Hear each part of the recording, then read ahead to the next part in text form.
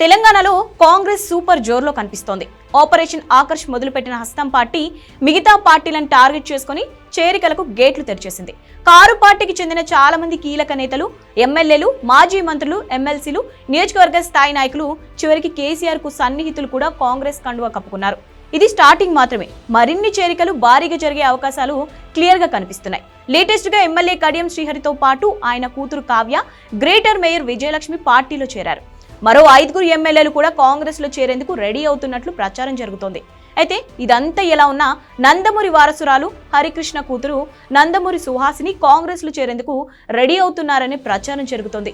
CM Revanth తో ఆమె భేటీ అయ్యారు. సుహాసినితో పాటు ఎమ్మెల్సీ పట్నం మహేందర్ రెడ్డి, మంత్రి కొండా సురేఖ, పాలకుర్తి ఎమ్మెల్యే యశస్విని రెడ్డిని కూడా ఉన్నారు. జూబ్లీహిల్స్, కూకట్పల్లి, ఖైరతాబాద్ పరిధిలో సుహాసినికి మంచి పరిచయాలున్నాయి. ఆమెను పార్టీలో చేర్చుకుంటే కాంగ్రెస్ కు కలిసి వస్తుందని రేవంత్ లెక్కలు వేస్తున్నారట.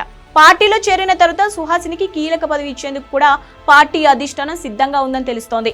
ఎమ్మెల్సీ ఇవ్వడమో లేదంటే గ్రేటర్ ఎన్నికల్లో పోటీ చేయించి జీహెచ్ఎంసీ మేయర్ పదవి కట్టబెట్టడమో చేసేందుకు కాంగ్రెస్ సిద్ధమైనట్లు తెలుస్తోంది.